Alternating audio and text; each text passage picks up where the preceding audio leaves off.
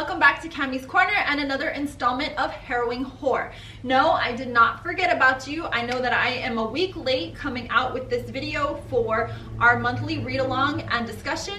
However, Booktubeathon was last week and I did not want to incorporate this discussion within all the other videos that I was uploading because I wanted to ensure that it stood alone and that you were able to quickly find it and allow us to give it the concentration that it deserves. So without further ado, let's get started. Now, you may have noticed also that Harrowing Horror has a new introduction.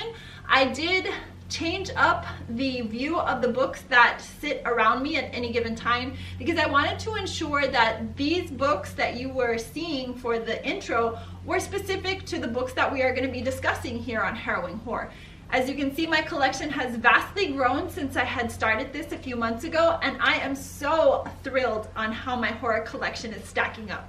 So I hope you enjoyed that, and if you didn't notice, go back and take a look because you'll see I have some really great titles on hand now. However, the title at hand that this month we are discussing is H.P. Lovecraft's At the Mountains of Madness. Mine happens to be encapsulated in this complete fiction works of H.P. Lovecraft, which is a Barnes & Noble leather-bound classics edition, which you can find currently at any Barnes & Noble, or you can go to bn.com and grab a copy there. The price point is $25. No, this video is not endorsed in any way, shape, or form by Barnes & Noble, but you guys know by now I love Barnes & Noble and I am always talking them up. So if you would like this beautiful copy, which has some amazing pages and looks absolutely aesthetically beautiful on a shelf, then definitely grab a copy.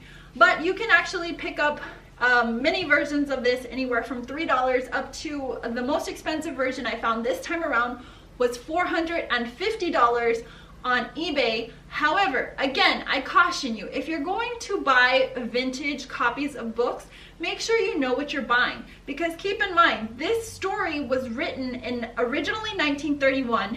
It was first published in 1936. So an actual valuable copy of this story would be found in what is called the Astounding Stories. This was a paper magazine publication that was readily in print from the 1890s through, I believe, the mid-1940s, perhaps a little bit longer, but I believe that's when he finally closed up shop after about 179 volumes. So if you want a valuable copy of Lovecraft's At the Mountains of Madness, you want to look for these magazines, not a book, because the books that are going off for $400 or $500 were published in the 60s. So yes, although they were the first copies of the books, that's not where the value is at. And they're gonna look something like this. This is actually what is a magazine. And I'll give you close-ups of what these look like at the end. These, unfortunately, are not Lovecraft's Astounding Stories, but these would be similar. I absolutely love the old smell of these, but these are a way for authors of those given time periods to publish stories in which they were actually paid by the word, and they can get their works out there for people to read without having to wait for a publisher or a publication company to pick them up to actually publish a full book. So if you can find these through Amazon, through eBay, again, be very careful and cautious on the prices and how rare people say that they are, but you can pick up some great ones. Like this one here in my hand is Adventure Stories, and this happens to have been published in 1943, and it has Ernest Hemingway and John Steinbeck in it. Absolutely amazing, and I picked this up for less than $3. So you can find deals, you just have to know what you're searching for. So do your homework before you jump into it. So this, of course, is a science fiction horror. It is written in the first-person narrative. It was established from the year 1930. That's when we start off our story and the expedition, and the expedition runs through 1931. Our place and setting of the story is Antarctica, and you do hear some mention of some other descriptives as they set sail. They take off and set sail from the Boston Harbor, or they reach the Boston Harbor on September 2nd, 1930. They go then through the Panama Canal, stopping at Samoa, Hobart, and Tasmania is their final destination to pick up supplies. So there is quite a few mentions of various places just to kind of set the scene to let you know more or less what the ambiance and the feel of this expedition looks like. So you kind of go through the different climate changes with our characters and so forth. The pages is about 83 depending on the version that you have, and it is comprised of 12 chapters. Now each chapter is rather small, but each chapter I feel got more descriptive as we went on. For me personally, the first 5 chapters completely sucked me in. After chapter 5, we started getting very descriptive with our old ones, or the elder things as they were, and there was a lot of scientific description as we are learning about the elder ones and their descent into the sea and so forth. So for me, after chapter 5, it kind of drug a little bit, and that is why I turned to the audio version instead of just relying solely on the printed version. But with that said, you know, depending on your edition would depend on the number of pages, but it is definitely a descriptive narrative. That is how it is written. So for our characters, we do have a multitude of characters within this story. There are, however, 4 main characters that are professors, and then we have a graduate student by the name of Dansforth, who is where we kind of end up. We just end up with Professor Dyer and Dansforth kind of towards the end.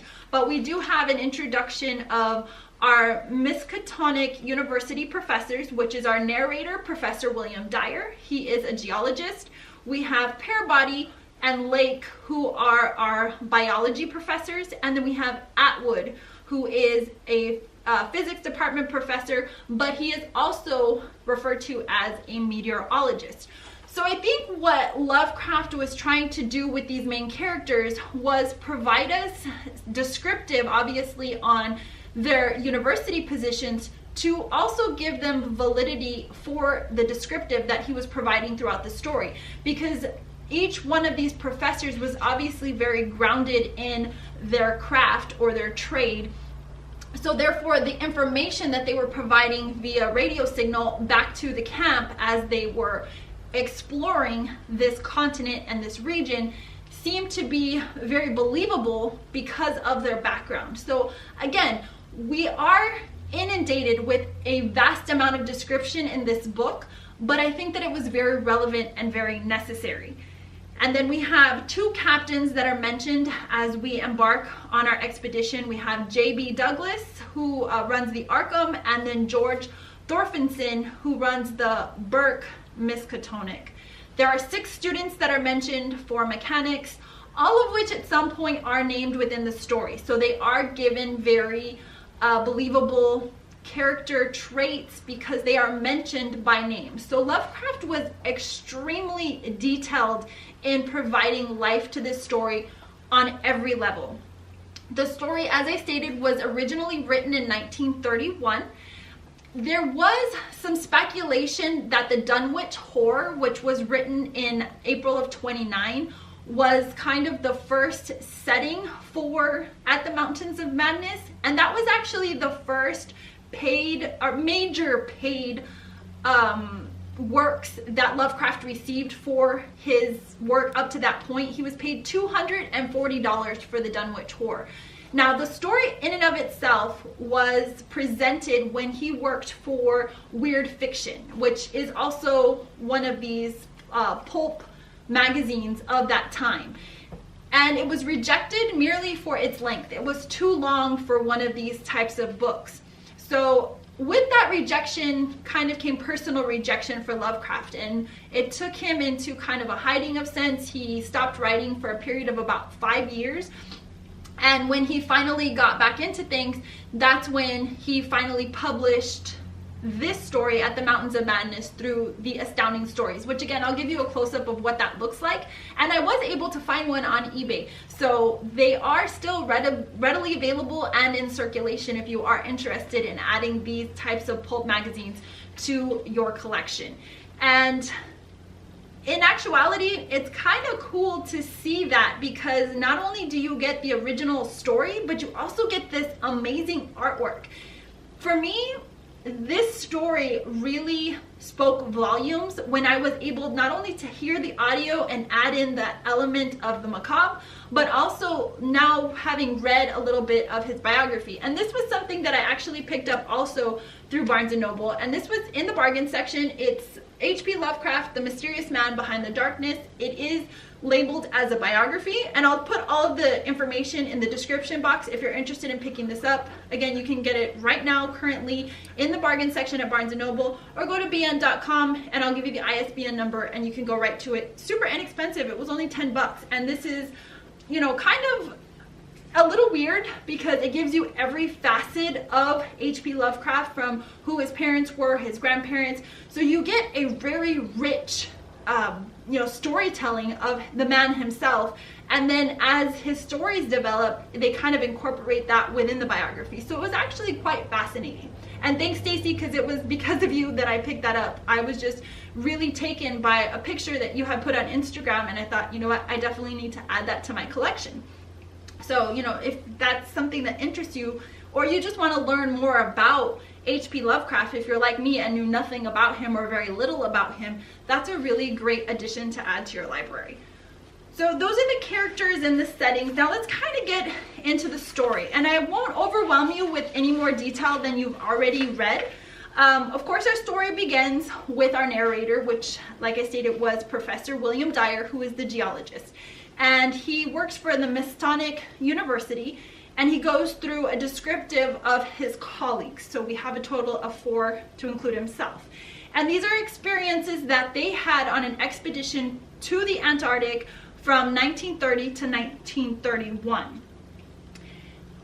The reason for the narrative is he wants to persuade, or attempt to persuade, another expedition that is about ready to embark, and it's being, you know, heavily talked about, heavily publicized. He wants to eliminate that from happening. He wants to share the experiences that he, his colleagues, the students, the mechanics, everyone that was on these boats, he wants to share this with them to prevent them from going and encountering the same fate.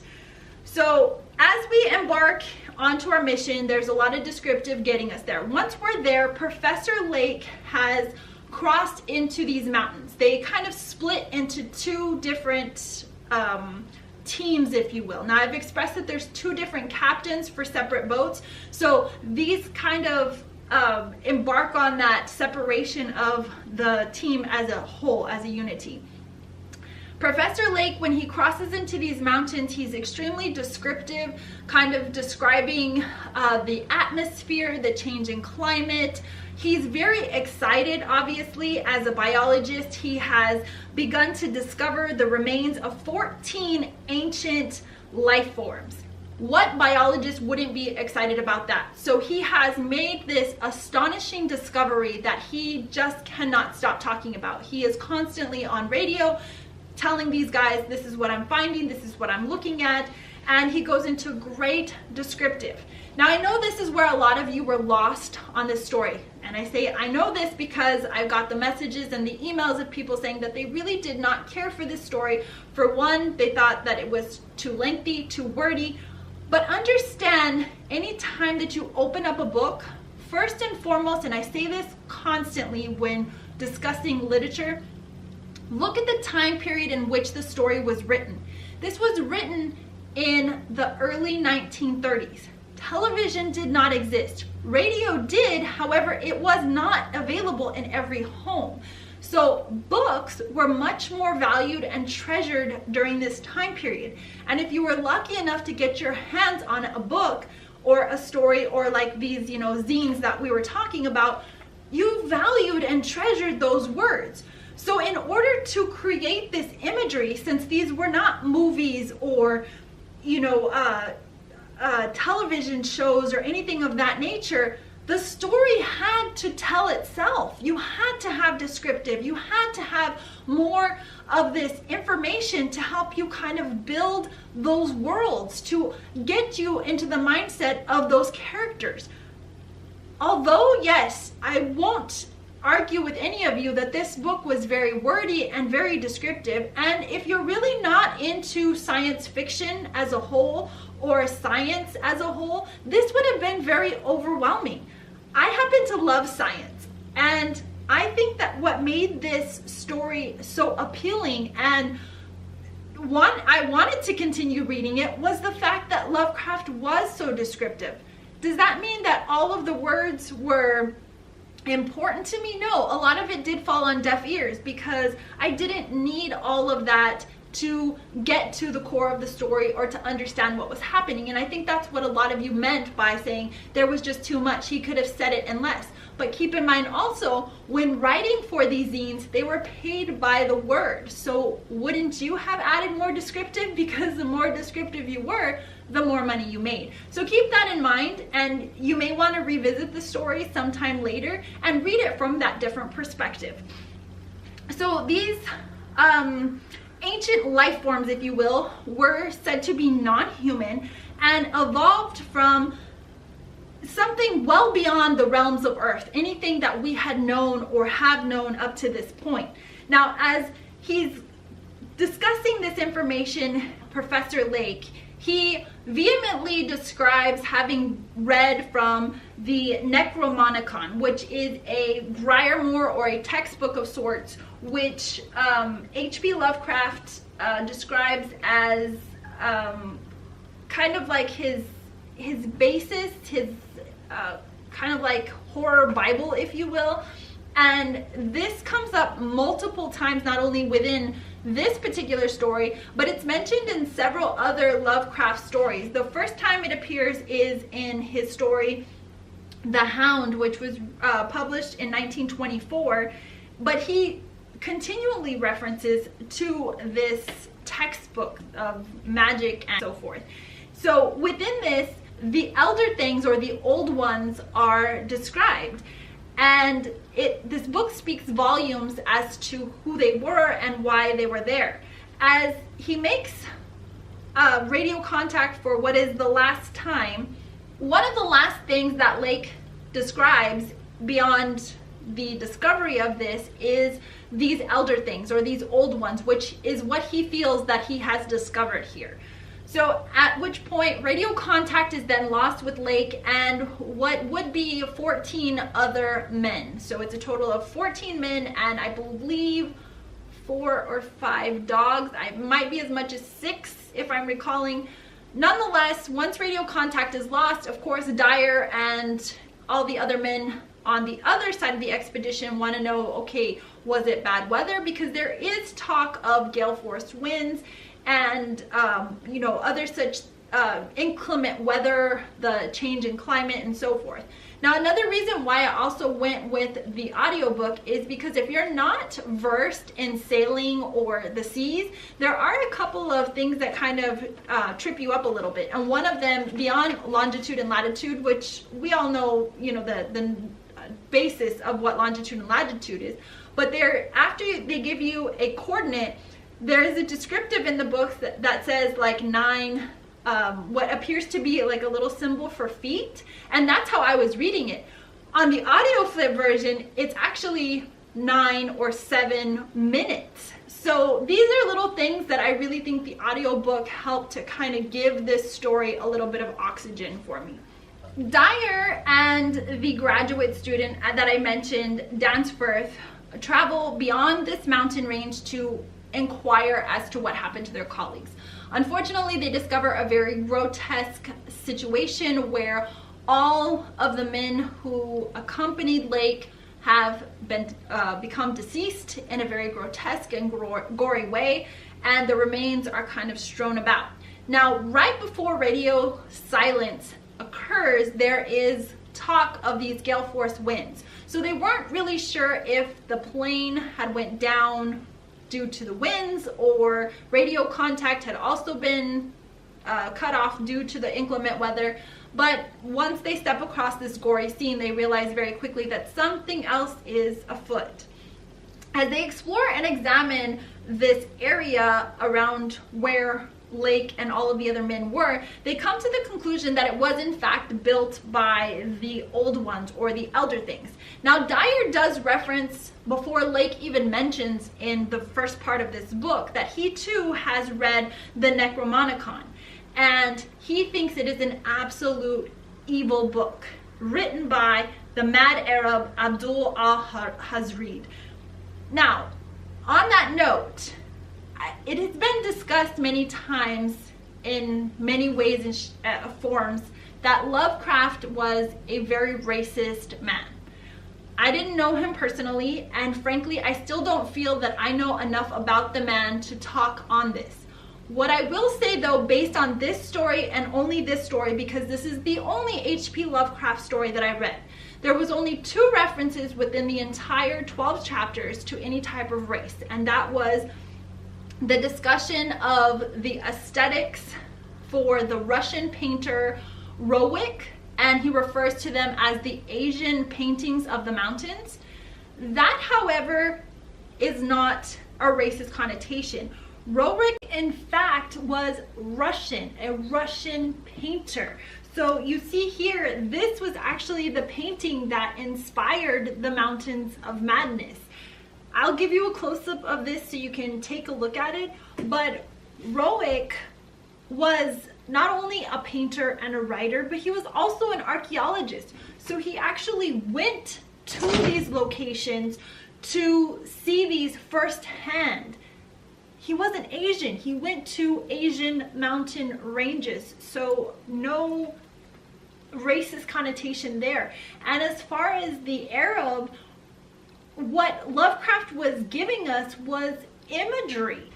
Is again Lovecraft playing on the descriptive of building this world for us and saying this man had to be flippin' nuts to write a book of this caliber with these evil beings and these evil worlds. So I don't think in any way, shape, or form that it was a racial commentary towards Arabic people or this particular Arab in question. Again, he's a fictional character though. And furthermore, H.P. Lovecraft, although it was stated that he, detested Jewish people, also his best friend was Jewish, his wife was Jewish. So, far be it for me to define racism, but if you are racist in and of itself, you tend to avoid those that you have disdain or dislike for.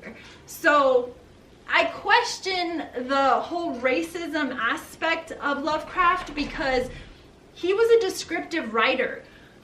Maybe, and again, like I said, I didn't know him personally, and I don't feel that I have enough information on him to speak of him at this point, but I don't really feel that the intent was there, because even with the descriptive that they say referenced in another book, which I have not read yet, of gorilla-like creatures, he's speaking of the size and the strength. So that's a story for another day and a conversation for another time, but I just didn't see it. And some of you had pointed out to me that you felt that those were racist implications, and I did not see that at all. I just saw a writer who was creating a very vivid picture for a story with an incredible amount of detail.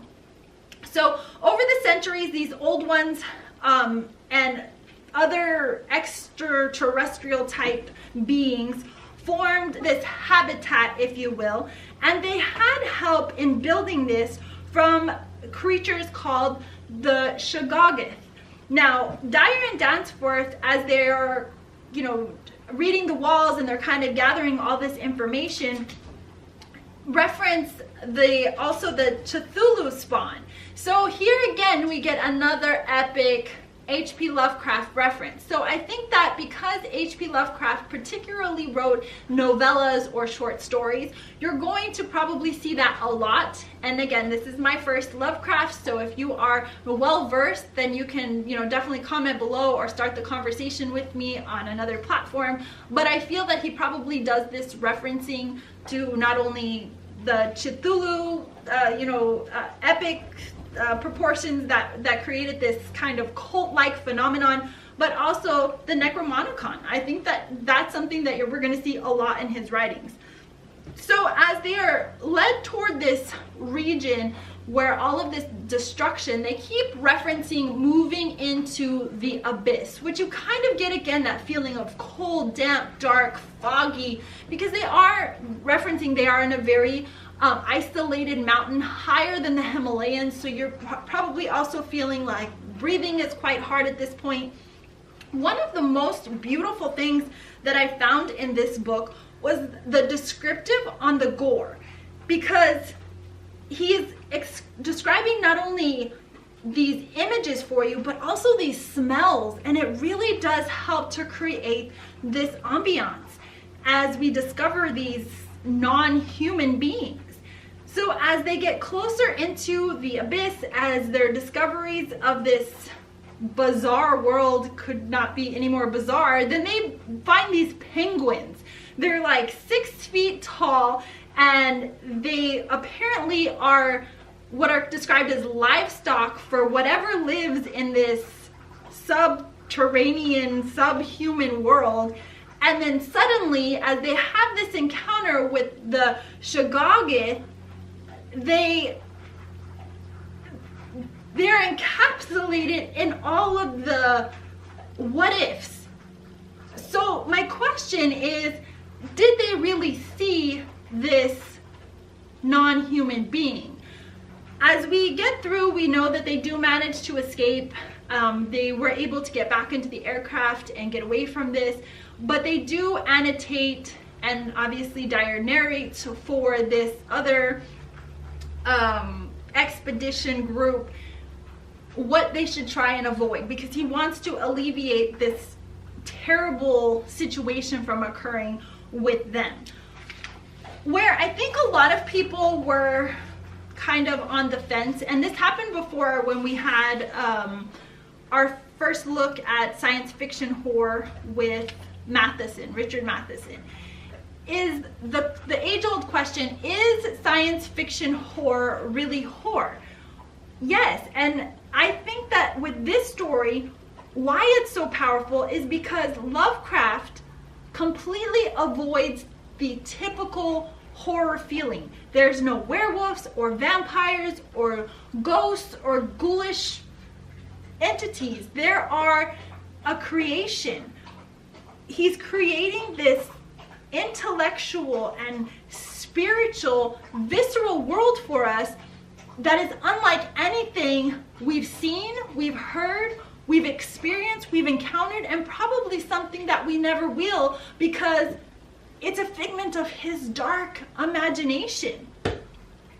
Now, Lovecraft in and of himself was a very unknown person during his lifetime. He was a writer of horror fiction, but at that time it was considered weird fiction writing. Horror really wasn't quite a thing yet. Even Edgar Allan Poe, whom he does reference also at the Mountains of Madness, even credits him for having discovered this mountainous range in somewhere of like 1840. He does reference also the writing style in the story Arthur Gordon Pym, and he sets that imagery.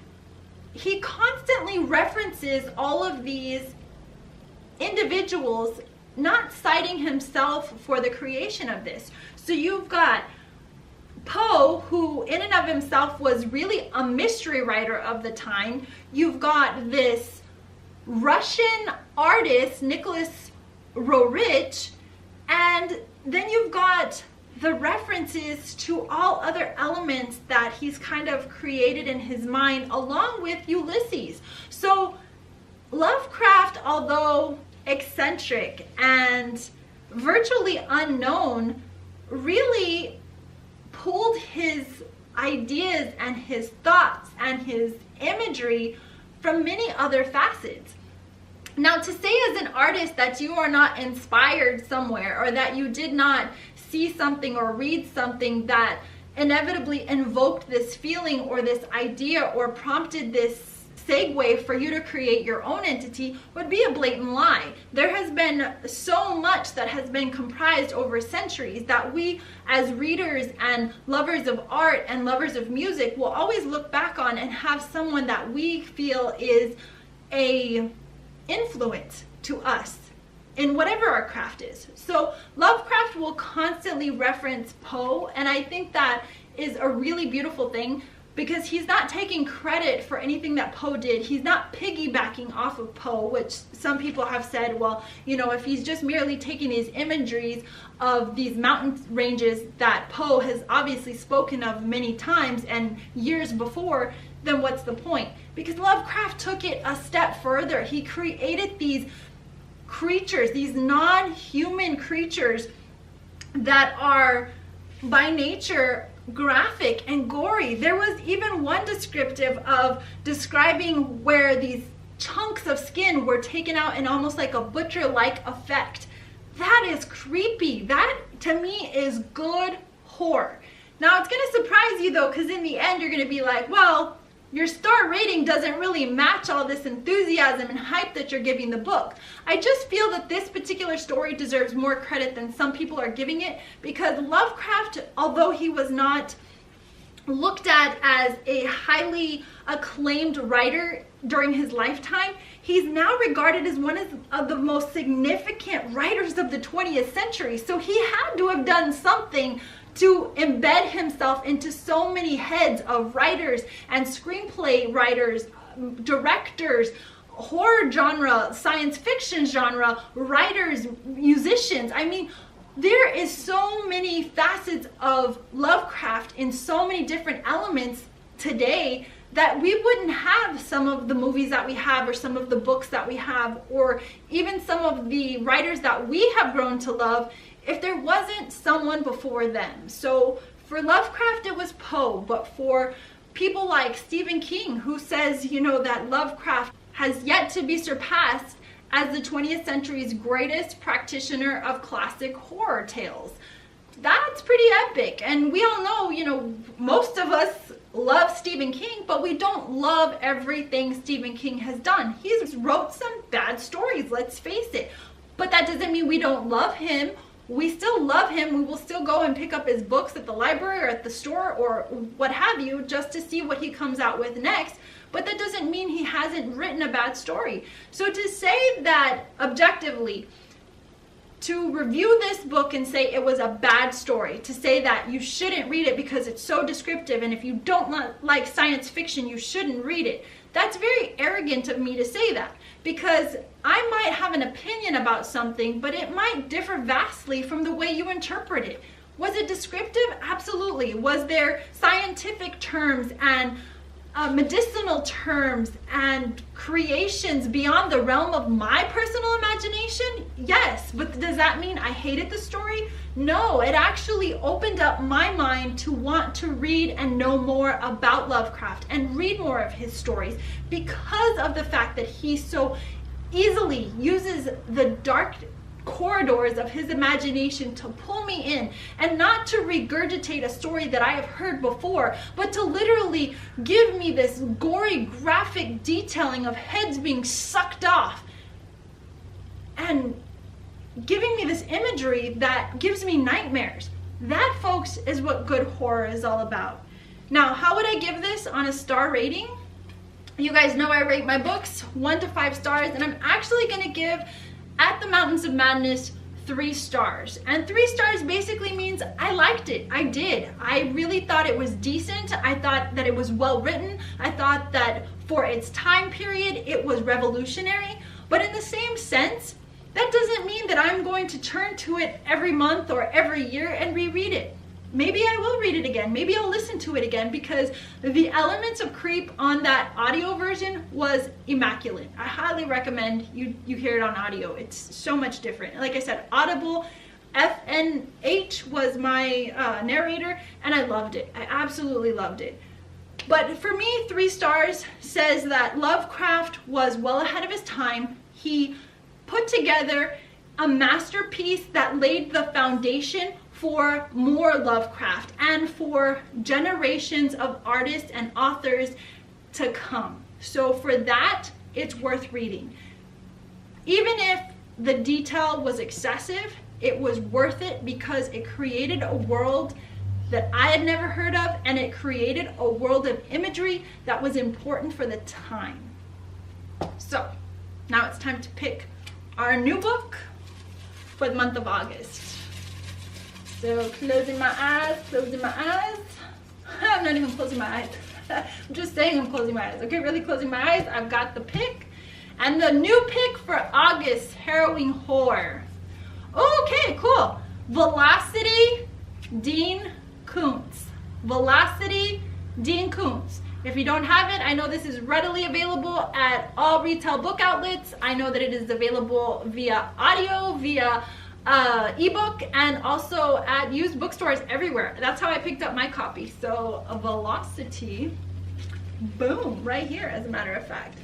Dean Koontz, Velocity. And I can't take credit, I didn't pick up this copy. Stacy from Stacy's Stories, if you haven't yet subscribed to her channel, you better get over there and do that. But she actually picked this up at her amazing used bookstore and sent me a copy. 10 cents, can you believe it? 10 cents. So they are readily available. I hope you enjoyed this version of Harrowing Horror and the descriptive of At the Mountains of Madness by H.P. Lovecraft. Of course, start the conversation. Leave me a comment below, send me an email, and let's talk. Until next time, I'll see you real soon. Take care.